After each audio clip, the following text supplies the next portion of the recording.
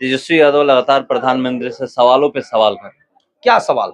मैं यही तो जानना चाहता हूँ कि सवाल सवाल है क्या कि है? मुद्दे की बात नहीं करते हैं, महंगाई की बात नहीं करते हैं, बेरोजगारी की बात नहीं करते हैं। महंगाई की बात मैं कह रहा हूँ कि अगर महंगाई बढ़ रही है तो लोगों का पर कैपिटा इनकम बढ़ रहा है कि नहीं, लोगों के खर्चे बढ़ रहे हैं कि नहीं, लोगों की आमदनी बढ़ रही है कि नहीं। तो आप पहले पर कैपिटा इनकम को समझिए कि जो पहले व्यक्ति 5 रुपए कमाता था आज 15 रुपए कमा रहा है और उसके बाद वो खर्च कर रहा है।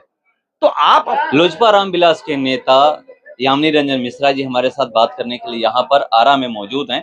चलिए मैं इनसे सीधे जुड़ता हूँ। यहाँ पर जो बैठक हो रही है, बैठक में क्या बातें होगी, क्या आप लोग दिखाना चाह रहे हैं?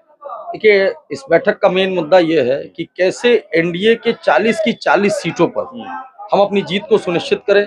आदरणीय देश के यशस्वी प्रधानमंत्री जी ने 400 पार के नारे को कैसे कृत संकल्पित करना है। तो हमारी पार्टी तमाम सीट, अपनी सीटें तो हमारी 5 सीट हैं ही, इसके अलावा एनडीए गठबंधन के तहत जितनी भी सीटें हैं, आरा भी उसमें से एक सीट है। यहाँ से पूर्व केंद्रीय मंत्री, वर्तमान के भी निवर्तमान केंद्रीय मंत्री आरके सिंह साहब के लिए हम लोग पार्टी और पार्टी के तमाम लोग आए हुए हैं बैठक करके कि ज्यादा से ज्यादा हम लोग अपने मार्जिन कॉल को बढ़ाएं और देश के यशस्वी प्रधानमंत्री जी के 400 पार के नारे को कृत संकल्पित करें। अब लोग ये कह रहे हैं, कल चिराग पासवान नामांकन भी कर चुके हैं, मगर एक यूनिक चीज देखने को मिला कि हर जाति के नेता को लेकर पहुंचे हुए थे। क्या संदेश इससे वो देना चाह रहे हैं? इससे ये आपको समझना चाहिए कि हमारे नेता की पृष्ठभूमि ही यही है कि ना धर्म की बात, ना जात की बात, जो सबकी करे बात, उसका नाम है चिराग पासवान। और ये उनके नामांकन में आप लोगों की निगाहों ने देखा एक विहंगम दृश्य था। बर्ड्स आई व्यू जिसको इंग्लिश में कहते हैं, एक विहंगम दृश्य के तौर पर हाजीपुर के जनमानस ने कल हमारे नेता को नेता के तौर पे तो एक्सेप्ट किया ही है, लेकिन हाजीपुर की जनता ने बेटा के तौर पर कैसे अंगीकार किया, आलिंगन किया, आपकी निगाहें और आपके कैमरे ने देखा होगा। क्या लगता है कि अपने पिता का रिकॉर्ड तोड़ेंगे? 100%, 100% अपनी पार्टी का एक वर्कर होने के नाते, एक पार्टी का पदाधिकारी होने के नाते, आदरणीय हम सभी के श्रद्धेय स्वर्गीय रामविलास पासवान जी का रिकॉर्ड उनके बेटे को तोड़ना ही है, तोड़ना ही है। और इसके लिए हमारे नेता नहीं, हाजीपुर की जनता ने संकल्प ले लिया है कि उनके मार्जिन से ज्यादा मार्जिन रहेगा हमारे नेता का। अब लोग बेरोजगारी या महंगाई पे बात नहीं कर रहे, विपक्ष कह रहा है। देखिए, ऐसा है कि विपक्ष का मुद्दा बेरोजगारी का मतलब है क्या? अनएम्प्लॉयमेंट का मतलब ये नहीं है कि केवल आप गवर्नमेंट सेक्टर्स में जॉब दें, नहीं, एंटरप्रेन्योरशिप डेवलप हो रहा है। स्किल डेवलपमेंट के तहत देश के यशस्वी प्रधानमंत्री जी ने गांव-गांव, छोटे-छोटे शहरों में, कस्बों में रहने वाले लोगों को स्किल डेवलपमेंट के तहत अपने स्वरोजगार के तहत उन्होंने रोजगार दिया है। रोजगार का मतलब केवल सरकारी संस्थाओं तक नहीं सीमित है।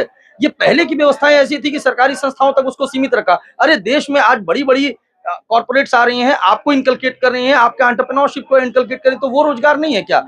आज हमारे देश के यशस्वी प्रधानमंत्री जी ने स्वावलंबी बनने की तरफ युवाओं को कृत संकल्पित करने का काम किया है। और इससे बड़ा रोजगार और इससे ज्यादा रोजगार मुझे नहीं लगता है कि पिछले 10 साल में जितना उन्होंने एंटरप्रेन्योरशिप और स्मॉल स्केल इंडस्ट्रीज को डेवलप किया, उतना किसी सरकारों ने किया है। तेजस्वी यादव लगातार प्रधानमंत्री से सवालों पे सवाल कर रहे हैं। क्या सवाल?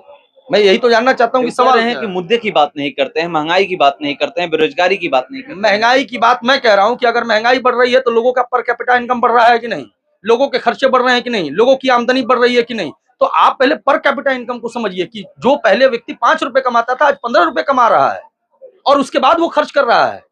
तो आप अपने इनकम को भी देखिए, अपने एक्सपेंडिचर को तो आप देख रहे हैं लेकिन इनकम को नहीं देख रहे हैं। स्किल डेवलपमेंट के तहत लोगों को रोजगार हुआ तो क्या इनकम नहीं बढ़ा? इनकम बढ़ ही रहा है। लेकिन तेजस्वी जी के सवाल लॉजिकल नहीं है।